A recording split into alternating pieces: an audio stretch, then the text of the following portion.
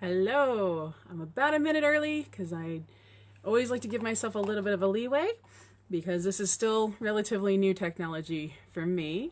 So I will chatter for a few minutes. Hopefully a few of you guys will sign on. As I'm talking, I probably won't be looking for your comments, but if you do have any questions, please feel free to comment or even just say hello and let me know if you have any questions. And after I'm done talking here in my lovely little studio to you, even though I feel like I'm by myself, I will be happy to answer those. I'm super excited to be part of this virtual tour again of designers who have decided to invite you into our spaces, talk a little bit about the stuff that we love to do, hopefully inspire you to try some new things, and also just answer a few questions about the way that we work and what we like to do. First and foremost, before I get started, I think it's really important as we work on any projects to remember to not take yourself too seriously. Especially if you're worried about making something or doing something wrong. So I like to keep myself occupied with little hand puppets. This was sent to me by a friend, which was just appropriate since it's a ladybug, and I just love it. So every now and then if I feel like I'm getting too serious, I'll just put on my hand puppet and give myself my own little puppet show. So you get to join in today.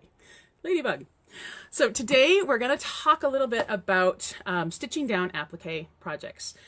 I know, especially a lot of the classes that I teach, it seems like people are excited, they build their applique, they get it all fused down, and then they become terrified with the idea of having to actually stitch it. I hear a lot of people worried about ruining this beautiful thing that they've just created by taking it to their machine and stitching it down.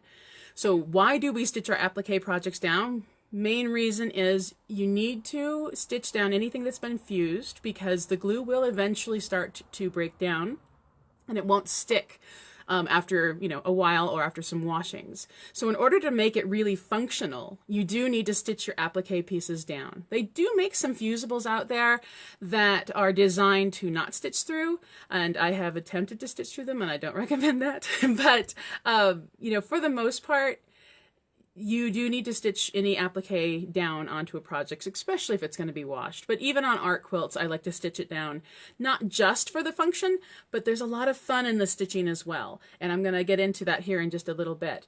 The most important thing is to set yourself up for success. So what you really need to have on the back of your project once you've gotten your applique done is a stabilizer. Now my favorite go-to is a Sulky product called Totally Stable. I love the name because sometimes I need a little bit more stability in my life. But this is a fantastic stabilizer. Now you may have your favorite and that's the one that you like to use and I say go for it. But my favorite is Totally Stable, and the reasons I love it is that it's inexpensive. It's a lovely, easy to use because it's like freezer paper. It has a silky side, it's got a waxy coating to it, so you can just iron it down onto the back of your projects. And what it does is it helps hold and stabilize your fabric as you're stitching through it so that you don't get what I call sour lemon face, and that's when your fabric likes to pucker up as you've been stitching through it. So this will help if you put your stabilizer on the back of your project before you stitch. That will help that from happening. Now, there's a few other things that we'll talk about in regards to needles as well. But so when I have an applique project that I've finished, but I haven't quilted it yet, I just have the project and I have my stabilizer ironed to the back, and then I go ahead and I stitch through it. Now, some people like to do all three layers. They like to have your top of your project, your batting, and your backing, and then they'll stitch the applique down, and that's totally fine to do. But the reason I like to do it this way is that I can add more layers and textures and colors of thread without having to actually be quilting. And so in the midst of quilting, you're actually pushing things further into the background. So if you do a lot of thread work before you're quilting, then when you go to quilt it, that allows your pieces to come forward in the areas that you'd like to. So the flowers, and this won't get shoved back by my stitching when I'm just putting the applique down. When I go to quilt this, when I have batting and backing. Then I'm going to quilt more in the background areas, and that will allow those flowers to come forward and have almost a three-dimensional look to them. Now, this one has, of course, the petals that are also three-dimensional, but you know what, if you know what I mean, it allows those flowers to actually come forward so that when you're looking at them after they've been quilted, and the texture of the thread is still there too. So let's talk about needles. Now, there are 4 needles that I use most when I'm stitching down my projects, and that is a top stitch, Microtech Sharp, embroidery, and quilting. Those 4 needles are my favorite, my go-tos when I come to stitching down my applique. Now, most people, it seems like, they have a universal needle because it sounds like it does everything. Universal needles are really good for when you're sewing on knit because it will not snag the fabric. But what it does is it has a slightly ball point to the end of the needle. And so what that does is when you're going through multiple layers of fabric and fusible, it's going to be shoving things down. And so you'll get more of a almost like a percussive noise on your machine, and also that you're going to be kind of picking up any fusible glue on the needle because of that rounded edge. So if you've ever been sewing, there's a couple fusibles out there that as you're sewing you feel like it's really gumming up your needle. It could be that you're using a universal needle and not a Microtech Sharp or the quilting, embroidery, or top stitch needle, which have a much finer piercing quality. And it's going to go through the layers easier, and it's not going to pick up as much glue. Quick tip, if you are using a needle and you're picking up extra glue, you can take a little Q-tip and some hand sanitizer, because we all have that around right now, and actually clean your needle intermittently, and that will help get some of that glue off. Rubbing alcohol could work as well on its own, but because we have the hand sanitizer around, you might as well use it. So the size of needle is going to depend on the thread that you're using. Those guys are partners and they need to agree. So if you're using a really fine thread, you need to be using a smaller size needle for a couple of reasons. One is that if the eye of the needle is too big for the fine thread that you're using, it's going to move around inside of the eye of the needle, and it can actually wrap around the needle and you'll have breakage. If you're using a really thick thread, you're going to need to have a bigger eye of your needle so that that thick thread can go in and out of that eye without fraying and then breaking as well. So I'm happy to answer those questions more specifically if you want to know more about that. But know that you need to marry the size of thread to the size of needle. So if you're changing threads throughout your project, and those weights are different, the thread is thicker versus thinner, you're going to also need to change your needle as well. And that may seem like a lot, but it's going to be a lot less frustrating if you do pair those guys together. The thread weight is what I've been talking about too. Like the thicker threads are like a 12 weight or a 30 weight. And those can be actually really striking on an applique if you're stitching it down. It can almost look like you're hand stitching if you have a really thick thread to sort of outline an area. In that case, you're going to be wanting to use a bigger needle. If you're using, again, a finer thread, like a 100 weight, because you're terrified of what the thread might look like with your stitches on your project, you want to have a smaller-eyed needle, not only because it's going to behave better in a smaller-eyed needle, but also, if you think about it, if you have a really large eye needle and you are going through your project, you're creating a large hole, and if you're using a fine thread, that thread's not going to fill that hole up, so now you're going to look like you have just this perforated edge all the way around your appliques. So by using a finer thread and a finer needle, those will basically become invisible. If you're using a thicker thread and a thick needle, the thread's going to fill that hole up, so you're not going to see those crazy holes. When people ask me what type of thread I use when I'm stitching my applique down, my answer is yes. I use all of them. I love thread. I love the different colors. If it's the right color, I'm going to use it. If I'm working on an animal that I don't want to have a lot of shine on it, then I'm going to use more of a cotton or a matte look. If I want to have something with a little bit more sheen, or when the light hits it, I want it to shine, that's when I'm going to be using the rayons and the polyesters, silks, something that has a little bit more of a brightness to it when the light hits it to give it a little bit more of a shine. There are also specialty threads that you can play with. One of my all-time go-tos is a sulky product called Sliver. This is opalescence. They come in a lot of different colors, but opal is my all-time favorite because it is a flat iridescent thread, which means that it picks up the colors colors and reflects them, that it's around. So it's one of the best threads if you want to add a little bit of shine, like in a lake, a little bit of eye light when you're doing an animal, or you just want to have something to almost like glitter on your projects. This is a great thread to use for that. And because it's a flat thread, it's not wrapped or wound like normal metallics, it's not going to break on you as much too, which is nice. I don't know if you can see very well, but on the poppy here, I've also stitched down some of the applique using a very thick thread. And this is either you can get like the Razzle Dazzle from Ricky Timms, or even like the While I Make Some Candlelight.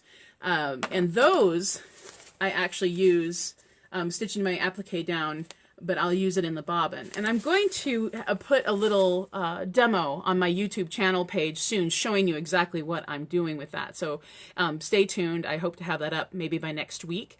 We'll see if I get that done.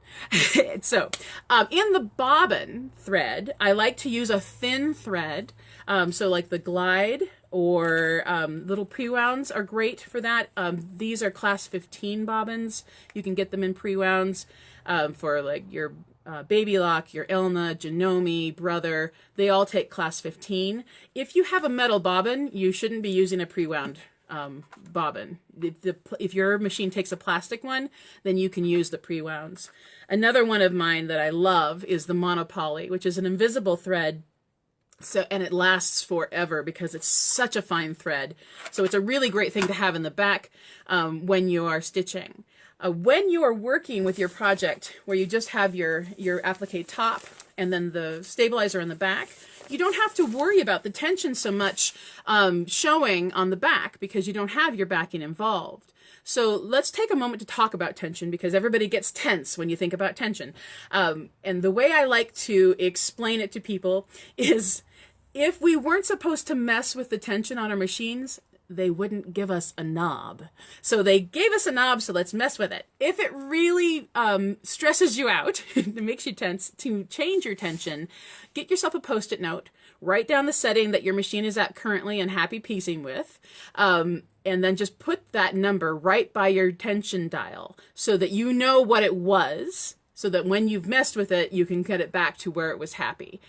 If you think about tension like a tug of war, so you have your bobbin team and you have your top thread team, and you usually want those flags in the middle to stay right there. You don't want them to be anywhere but in the middle. Usually when you're quilting, that's in the batting. When we're doing stitching without batting or backing involved, we just have the stabilizer, we want the bobbin team to win. So that means the bobbin team wants to pull the top thread, and so you're going to loosen your top thread team's tension. So that's going to be a lower number, usually on the top of your machine, your tension dial. So if it's set at, automatic or 3.5, you're going to change it down to maybe 2 and see what that does. Now, if you start stitching and do a little bit of a test run and there's no problem, don't fix it. That's always the thing. If there's no problem, don't fix the problem, because just go with what you got. If you are seeing some of your bobbin thread come to the top, then you do need to adjust that tension. Some machines also don't like just having the fabric and the stabilizer. You might want to have to play a little bit with having your batting and stabilizer. Just don't put your backing involved yet, and then you don't have to worry about changing the color of your bobbin every time you change colors for your thread. The other thing to talk about is the type of feet that you're using when you're stitching down your applique. When you're normally, sewing with your feed dogs up, you've got the little applique foot, usually has a nice clear open place here so you can see really where you're going. I really love to use my free motion foot or a darning foot when I'm stitching down my applique. The reason for that is that I don't have to then change the direction of my piece every time I need to go in a different direction for my line. I can move in any direction I want. You do not have to drop your feed dogs, unless your machine is really smart, and there are some smart machines out there now. For the most part, if you put on a darning foot, you should still be able to use your machine with the feed dogs up, and still be able to manipulate which way you want to go with your free motion foot or your quilting foot, darning foot on there. That allows you to sort of feel the cadence of what the machine would be doing if it was in control, but because this foot is designed not to hold the fabric down like a normal foot, you're still able to move in different directions. best thing to do is to give yourself a little practice sandwich. You know, sometimes you've got some extra pieces left over from an applique project, so you still have some fusible on them.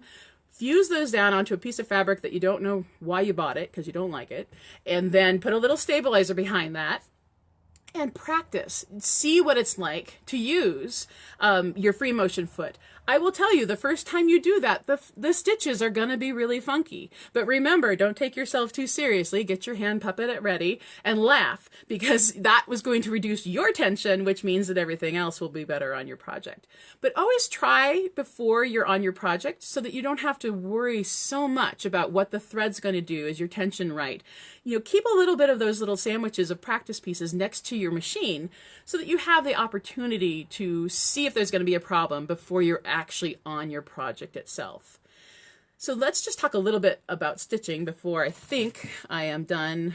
Oh yeah, I'm almost there. So the kind of traditional stitches that you can do, you know, you usually see like the blanket stitch, which is a little bit of, you know, the stitch where it goes down and then bites in, or a zigzag, which becomes a satin stitch if you really shrink the width of it, or the length of it, or you can do a straight stitch.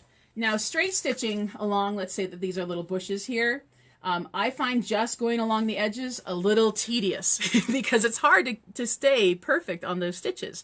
So by putting my free motion foot on, putting in a color of thread that looks really fun with the applique that I've put down on it, and then stitching a little bit more texture, I'm still stitching this applique down, but I'm giving it a little bit more fun while I'm doing it. And that allows you, as you're stitching pieces like here, to add the texture of the trees without having to feel like you just have to outline each little bit. So you can put a fun variegated thread in, put your free motion foot on, get your hand puppet, and have some fun.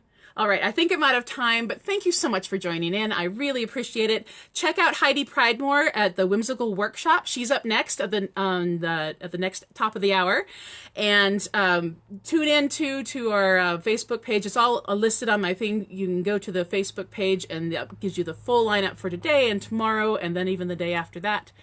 If you have any suggestions for what you'd like to see us designer group do next, please let us know. Send me a comment or send a little message to any of us, and we would love to hear from you.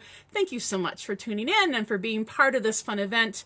We really appreciate it. So have a great day. Happy stitching. If you have any questions, please let me know. Thanks so much. Bye-bye.